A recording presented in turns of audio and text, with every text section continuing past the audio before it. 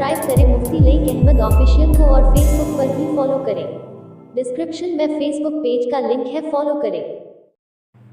नहमदुहु व नुसल्ली अला रसूलिहिल करीम, अम्मा बअद, फअऊज़ु बिल्लाहि मिनश शैतानिर रजीम, बिस्मिल्लाहिर रहमानिर रहीम। लक़द जाअकुम रसूलुम मिन अनफुसिकुम अज़ीज़ुन अलैहि मा अनित्तुम हरीसुन अलैकुम बिल मुमिनीना रऊफ़ुर रहीम। सदक़ल्लाहुल अलीयुल अज़ीम। रब्बे कायनात ने इस आयत करीमा में वैसे तो बहुत सी बातें बयान फरमाई हैं, लेकिन आज की मजलिस में सिर्फ दो बातों का जिक्र करते हैं। एक बात अल्लाह तबारक व तआला ने इस आयत करीमा में ये बयान फरमाई, लक़द जाअकुम रसूलुम मिन अनफुसिकुम, कि रसूल करीम अलैहिस्सलातु वस्सलाम तुम्हारे ही दरमियान के हैं, कोई अजनबी नहीं है, कोई गैर मुतारफ नहीं है, जिनकी शनाख्त में, जिनको पहचानने में तुम्हें कोई तकलीफ हो, जिनका कोई हाल, कोई तरीका तुमसे छुपा हुआ हो, बल्कि 40 साल बेदाग जिंदगी तुम्हारे दरमियान गुजारी है।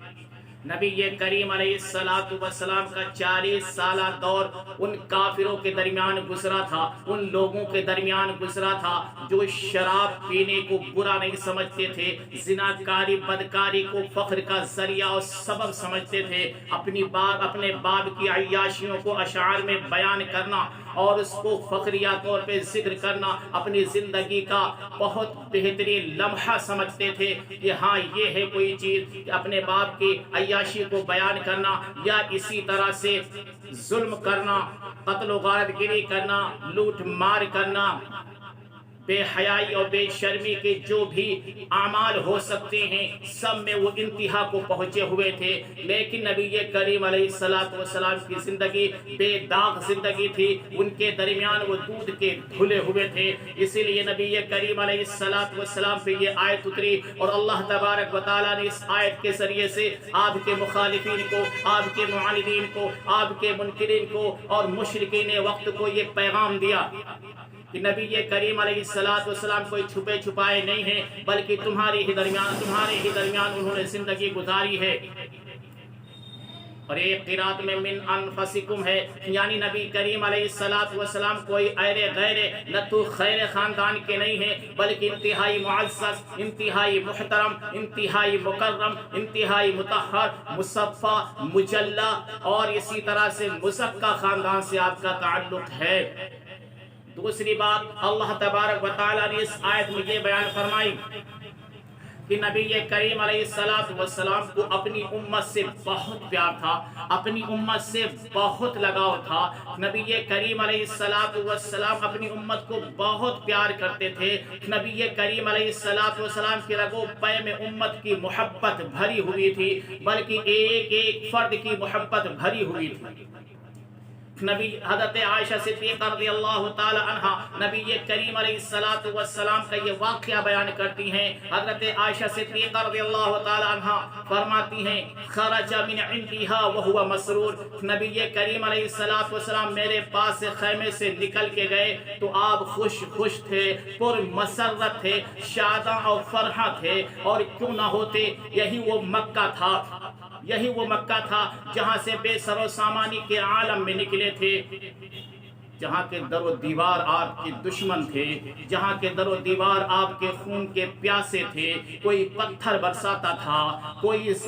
कांटे बिछाता था, कोई आपके साथियों को, चाहने वालों को शोलों पे, अंगारों पे लिटाता था, कोई आपकी गर्दन पे उछली रखता था। जीना जब दूभर हो गया तो नबी करीम अलैहिस्सलातु वस्सलाम ने मक्का को खैरबाद कहा था। और आज ये वही मक्का है, हज्जतुल वदा का मौका है, जब एक नहीं, हजारों नहीं, सैकड़ों नहीं, हजारों नहीं, लाखों की तादाद में बेशुमार कह लीजिए जानिसार मौजूद हैं। आपके इशारे पे जान छिड़कने वाले मौजूद हैं, आपके इशारे पे जान कुर्बान कर देने वाले मौजूद हैं। यानी अब इस वक्त आपकी लहलहाती हुई खेती नजर आ रही है, आपकी कुर्बानियां आपको कामयाब होती हुई नजर आ रही हैं। जिस तरफ नजर उठा रहे हैं उधर सहाबा ही सहाबा नजर आ रहे हैं, जिस तरफ आप निगाह उठा रहे हैं उधर जान جانثار نظر آ رہے ہیں، فدائی اور شیدائی نظر آ رہے ہیں، تو یہ لمحہ ہی تھا خوش ہونے کا، یہ لمحہ ہی تھا پرمسرت ہونے کا، یہ لمحہ ہی تھا شاداں فرحہ ہونے کا۔ لیکن عائشہ صدیقہ رضی اللہ تعالیٰ عنہ فرماتی ہیں خرج من عندها وهو مسرور، میرے پاس سے خیمے سے گئے تو آپ شاداں فرحہ تھے، ثم رجع الی وهو کئیب، لیکن جب لوٹ کے آئے تو آپ غمگین تھے، آپ غمزدہ تھے، آپ کا چہرہ بتا رہا تھا کہ آپ کبیدہ خاطر ہیں، آپ کا چہرہ بتا رہا تھا کہ آپ بے کل ہیں، آپ کا چہرہ بتا رہا تھا کہ آپ پریشان حال ہیں۔ عائشہ صدیقہ رضی اللہ تعالی عنہا سے نبی کریم علیہ السلام نے فرمایا انی دخلت الکعبہ ولو استقبلت من امری ما استدبرت ما دخلتها، عائشہ تمہارے پاس سے نکلنے کے بعد میں کعبے کے اندر گیا تھا، میں کعبے میں داخل ہوا تھا،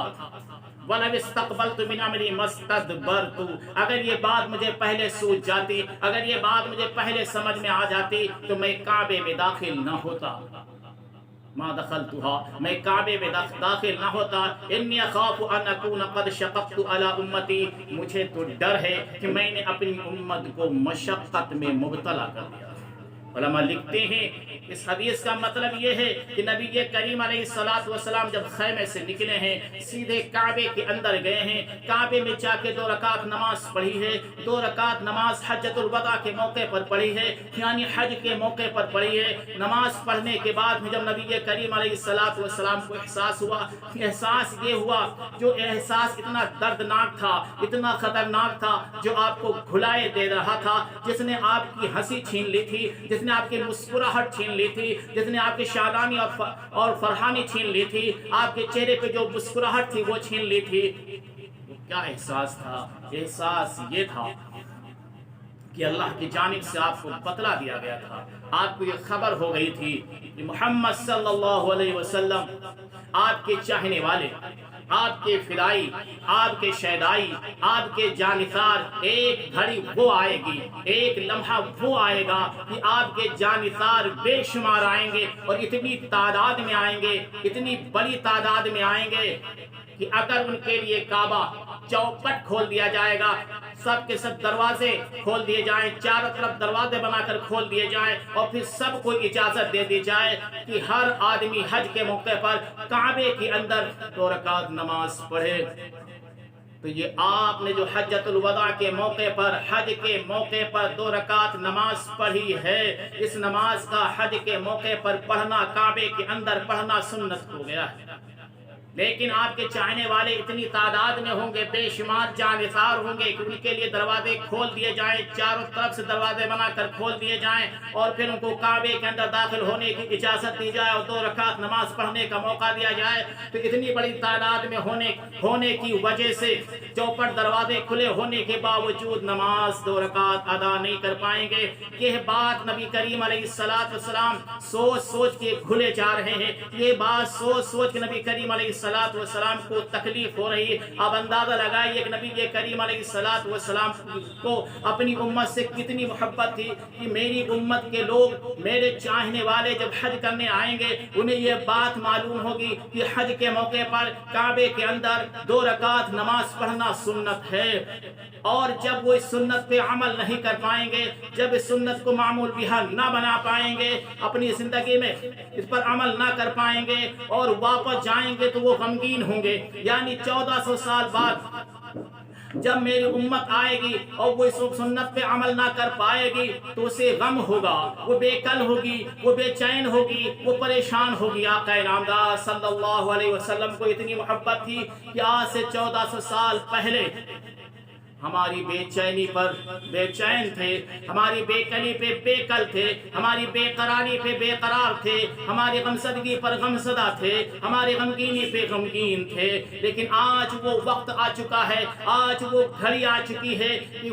سنت تو چھوڑیے، فرائض کی کوئی گنتی نہیں، فرائض کی کوئی حیثیت نہیں ہے، فرائض کا کوئی وزن باقی ہماری نگاہوں میں نہیں رہا ہے۔ نبی کریم علیہ السلام کی سنتوں کو تو چھوڑیے، فرائض پہ عمل کرنے والے کتنے نظر آتے ہیں۔ نبی کریم علیہ السلام کی داڑھی مبارک کے بارے میں یہ کہہ کے چھوڑ دیا جاتا ہے، داڑھی رکھنا سنت ہی تو ہے،